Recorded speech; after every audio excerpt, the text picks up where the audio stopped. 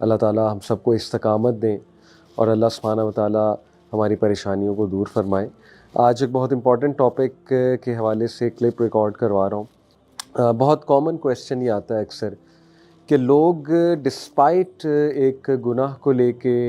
अल्लाह सुब्हानहू व तआला से तौबा इस्तग़फ़ार कर चुके होते हैं, इवन किसी का हक़ मारा हो उस इंसान से भी जाकर माफ़ी मांग चुके होते हैं, और उम्रा कर आए होते हैं, उम्रा पे जाकर माफ़ियाँ मांग आए होते हैं, काफ़ी दुआएं कर चुके होते हैं, उसके हवाले से बहुत कसरत से इस्तग़फ़ार भी कर रहे होते हैं, बट समहाउ उनका एंड में क्वेश्चन यही होता है कि क्या अल्लाह ने मुझे माफ़ कर दिया है। जब कोई हादसा होता है ज़िंदगी में या कोई मुश्किल आती है तो सबसे पहले उनकी सोच इस तरफ जाती है कि लगता है अल्लाह ने मेरा वो गुनाह नहीं माफ़ किया और उसकी मुझे सज़ा मिल रही है आज। देखें, अल्लाह ताला की रहमत पे और अल्लाह सुब्हानहू व तआला की मग़फ़रत पे शक करना ये भी बहुत बड़ा गुनाह है। एक स्कॉलर से पूछा गया, सही वाक़या है, हमारे इस्लामाबाद के एक स्कॉलर हैं, उनसे एक भाई ने पूछा कि कैसे पता लगेगा कि अल्लाह ताला ने मुझे माफ़ कर दिया। उन्होंने कहा कि अल्लाह सुब्हानहू व तआला ख़ुद कुरान मजीद में कह रहे हैं, सूरह ज़ुमर चैप्टर 39 वर्स नंबर 53,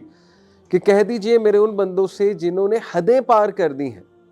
ला तक़नतु मिन रहमतिल्लाह, अल्लाह की रहमत से मायूस ना हो,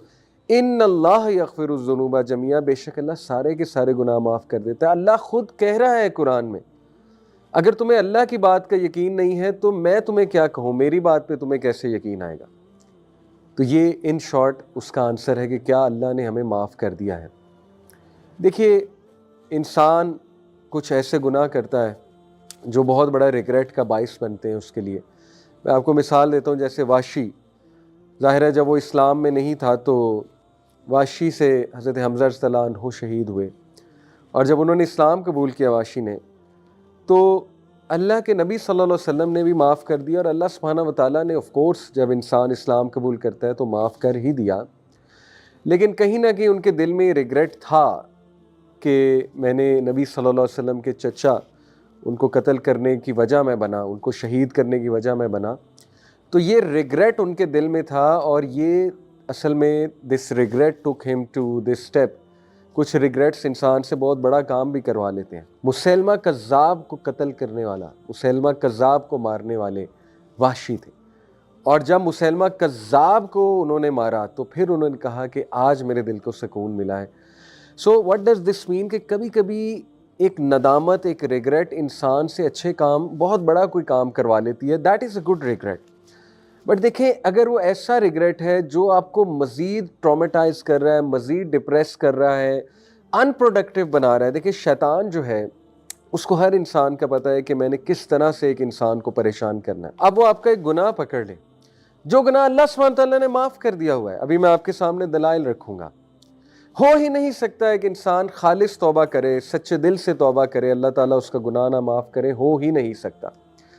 लेकिन शैतान का काम है कि बार बार आपको याद करवाना कि तुम्हारा वो गुनाह, तुम्हारा वो गुनाह, लगता है अल्लाह ने माफ़ नहीं किया, लगता है उसी की सज़ा तुम्हें मिल रही है। तो ये शैतान का जो वसवसा है, इससे एक बंदा मुस्तकिल परेशान रहता है, और फिर क्या होता है कि इंसान जो है परेशानी की हालत में, उसकी इबादत भी ख़राब होती है, उसकी उम्मीद मज़ीद टूटती है, और बार बार वो फिर एक साइकिल में घूमता है, यानी ये जो डीमोटिवेशन का साइकिल है। तो देखें, मैंने जैसे शुरू में कहा, कई लोग अपने गुनाहों की माफ़ी मांग चुके होते हैं, लेकिन इवन 10 साल पहला कोई गुनाह है जिस पे वो माफ़ी मांग चुके हैं, दोबारा से कोई लाइफ में हादसा हो तो वो फ़ौरन कहते हैं कि यार मुझे लगता है मुझे उस गुनाह की सज़ा मिल रही है। तो कितनी बुरी बात है कि अल्लाह सुब्हानहू व तआला की रहमत पे शक करना,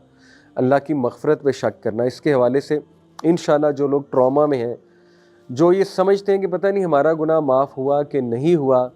उनके सामने मैं ये कुरान की सबसे ज़्यादा होपफुल आया रखूँगा। ये जो आया मैं आपके सामने रखने लगा हूँ, सहाबा किराम के नज़दीक ये कुरान की सबसे होपफुल आया है। चैप्टर 39 वर्स नंबर 53, अल्लाह सुब्हानहू व तआला फरमाते हैं, औज़ु बिल्लाहि मिनश शैतानिर रजीम, कुल या इबादियल्लज़ीना असरफ़ू अला अनफुसिहिम ला तक़नतु मिन रहमतिल्लाह, इन्नल्लाह यग़फ़िरुज़्ज़ुनूबा जमीआ, इन्नहु हुवल गफ़ूरुर रहीम। कह दीजिए, ऐ मेरे बंदो, जिन्होंने हदें पार कर दी हैं इसराफ करके, यानी गुनाहों की हदें पार कर दी हैं, بہت زیادہ گناہ کر کے، لا تقنطوا من رحمت اللہ، اللہ کی رحمت سے مایوس نہ ہو، ان اللہ یغفر الذنوب جميعا، بے شک اللہ سبحانہ تعالیٰ تمام کے تمام گناہ معاف فرما دیتا ہے، انہ هو الغفور الرحیم، بے شک وہ انتہائی غفور ہے، انتہائی رحیم ہے۔ دیکھیے میرا سوال ہے، وہ لوگ جو یہ سوچتے ہیں کہ پتہ نہیں ہمیں معاف کر دیا گیا ہے کہ نہیں کر دیا گیا ہے، اور کچھ لوگ یہ بھی سوچتے ہیں کہ ہاں معاف تو کر دیا گیا ہے لیکن سٹل اس کی پنشمنٹ دنیا میں تو ہمیں ملے گی، یہ بھی کہیں نہ کہیں لوگوں کے مائنڈ میں بیٹھا ہوتا ہے کہ چلو معاف تو ہم ہو گئے ہیں لیکن کچھ گناہ ایسے ہوتے ہیں کہ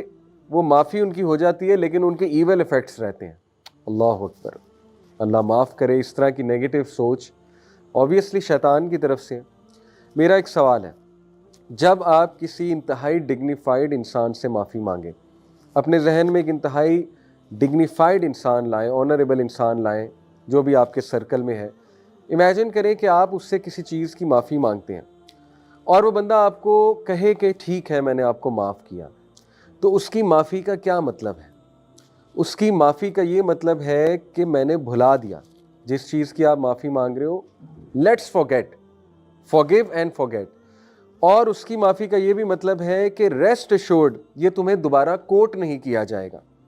جس کی تم نے معافی مانگ لی ہے یہ دوبارہ تمہیں کوٹ نہیں کیا جائے گا،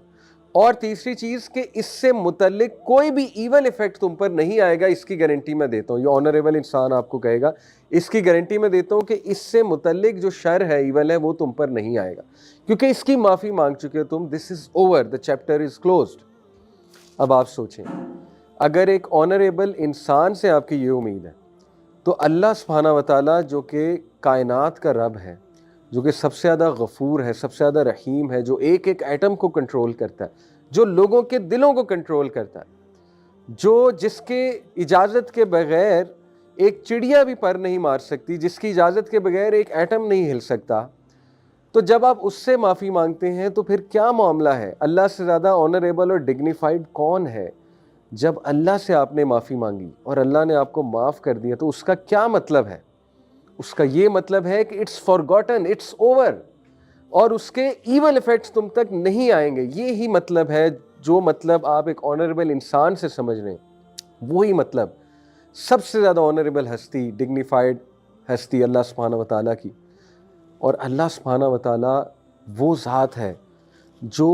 گناہوں پہ پردہ بھی ڈالتا ہے بلکہ گناہوں کو نیکیوں میں بدل دیتا ہے، یعنی اتنا مرسیفل ہے اللہ سبحانہ تعالیٰ، اتنا رحمان و رحیم ہے۔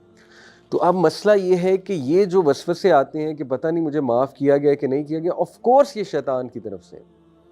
کیونکہ شیطان تو چاہتا ہے آپ کو مستقل پریشان رکھنا۔ Having said it,